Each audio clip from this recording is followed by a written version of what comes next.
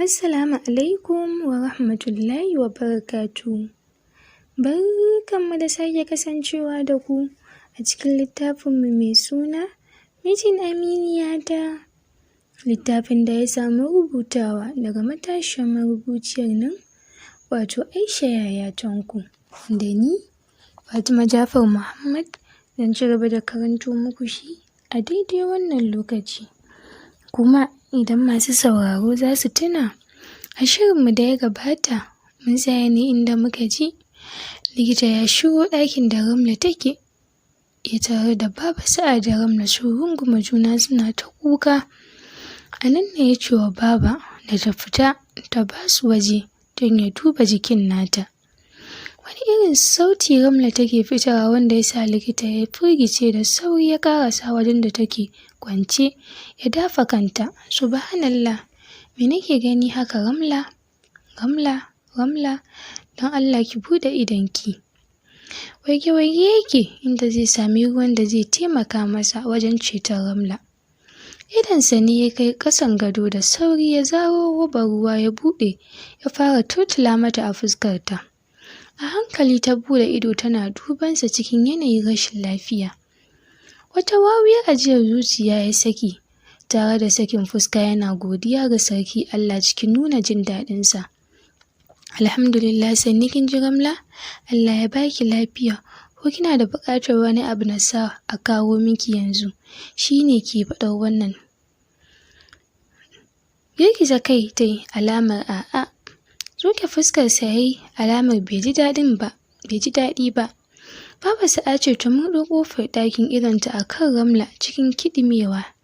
Ta ƙarasa wajen da Ramla take tare da cewa, likita, suman ta ƙara yi ko? Ni wannan abu yana damuna kullum ba ci gaba, sai baya. Ni kam na miƙa wuya ga Allah. Ya Allah, ka zaɓa mana mafi alkhairi a cikin lamuran yarinyar nan. Dakatar da ita ya yi tare da ba ta umarnin zama. Sun kuyar da kansa ya yi na ɗan lokaci ƙalilan kafin ya yi magana da cewa, ina so ki sa wa zuciyarki haƙuri, ki mai da komai ba komai ba ne. Mu bar wa Allah lamarin, mu jira mu ga yadda Allah zai ikonsa. Kin san mafi akasarin masu irin ciwon nan sai an bi su a hankali, a so abin da suke so shine zaman lafiya. Ruwa zan sha, na ce ku bani, ishirwa nake ji. Wannan ita ce kalmar da Ramla take furtawa daga bakinta. Cikin sauri Baba Sa'a ta janyo ruwa, ta jinginar da ita jikin gado tana bata, kafin ka ce me ta shanye shi tas. Ba su yi aune ba, amai ya wanke su kamar an saki ruwan famfo. Da taimakon ma'aikatan asibitin aka gyara ɗakin tas, ita ma aka gyara mata jikinta. A can ofis kuwa likita ne yake ta kai kawo cikin ofis ɗin yana ta sumbatu shi kaɗai. Jiya an ciro ƙofar ofis ɗin da sauri. Wani matashi ne wanda bai wuce shekara 25 ba ya shigo cikin ofis ɗin a kiɗime. Don Allah likita, ka taimake ni, ka zo ka taimake ni. Babata kar ta mutu ta bar ni, wallahi ita kaɗai nake da ita, kaji su ma take yi. Dafa kafaɗar matashin ya yi tare da cewa, kwantar da hankalinka yaro, ba mutuwa za ta yi ba, ka je gani nan zuwa. Likita ya ɗau fayil ɗin da ke saman teburin, ya lalubi gilas ɗinsa wanda yake ƙara masa gani, sannan ya nufi ƙofar da za ta fitar da shi waje. Hauwa kwance take akan doguwar kujera ta ƙurawa fankar da ke juyawa ido. Damuwa ta bayyana a fuskarta ƙarara. Kamal ya tsaya a gabanta yana magana. Baby, dama kina nan tun ɗazu nake ta neman ki? Na san dai dalilin da ya sa ki shiga damuwa, to ina so ki tashi mu je asibitin ko kya samu nutsuwa. Yana gama faɗar haka ya ga ta tashi tana cewa, to shi kenan, bari na shirya mijina mai sharan hawaye. Miƙewa ta cike da zumuɗi ta fara ƙoƙarin shiryawa.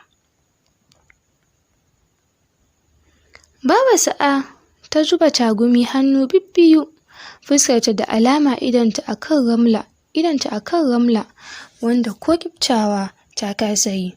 Ciro ƙofar da ta ji an yi ne ya sa ta dawo da dubanta ƙofar ganin waye. Murmushi ƙarfin hali ta ce, sanda zuwa Hauwa, yanzu kuke tafi? Ga waje ku zauna. Ta dubi Kamal wanda fuskarsa take a kan gadon da Ramla take kwance. Hankalinsa ya matuƙar tashi ganin irin ramar da ta yi. Ta koma ƙwarangwal gaba ɗaya, kamanninta sun canja. Sannu baba, ya jikin nata? Da sauƙi Kamal. Abin ne sai addu'a, kullum ƙara ci gaba yake a wannan lokacin dai. Na karaya da jikin Ramla. Wannan ciwon ba na tashi ba ne, haƙuri za mu yi, lokaci take jira kawai. Haba baba, me yasa za ki ce haka? Ke da ya kamata ki kwantar mana da hankali amma kike faɗar haka? Insha Allah ba yanzu za mu rabu da ita ba, in ji Hauwa. Kai ya Hauwa, ba maganar ɗaga hankali ba ce, Allah dai shi ya san sirrin gobe. Duk abubuwan da suke faɗa Ramla tana jin su amma ba damar magana, sai dai ta bin su take da kallo kawai ɗaya bayan ɗaya. Ƙara ciro ƙofar aka yi yayin da wani ƙamshi ya fara mamaye ɗakin gaba ɗaya. Suka bi ƙofar da kallo, likita ne yake ƙoƙarin shigowa, sai yake da ƙananan kaya da wani siririn farin gilas a fuskarsa. Cikin nutsuwa ya ɗan rusuna yana gaida Baba Sa'a, sannan ya ɗan nisa. Yau aiki ne ya min yawa, shi yasa ban samu na zo na ga jikin nata ba, sai yanzu na kammala, ina fatan dai da sauƙi ko? Baba Sa'a ta ce, to dai likita, tana nan inda ka barta, lamarin ya fara bani tsoro. Ya saki fuska yana duban Ramla. Fatan mu dai Allah ya bata lafiya. Ya ƙarasa inda Ramla take kwance. Sannu kin ji Ramla? Kina ta ibada ko? Allah ya karɓi ibadar nan. Kin san ciwo babbar ibada ce. Ita kawai jin shi take, tana bin shi da kallo tunda ba damar magana. Hauwa ta tashi daga inda take, ta koma bakin gadon ta zauna tana share ƙwalla. Shi dai Kamal tuni ya rasa bakin magana, zaman ma ya gagare shi. Tunani da tausayin Ramla ne ya cika zuciyar shi. Yanzu ku fita ku bata waje ko ta ɗan samu ta yi bacci, na san tana buƙatar hutu. Faɗa ne ba za ta yi ba. Allah dai ya tashi kafaɗunta, in ji likita.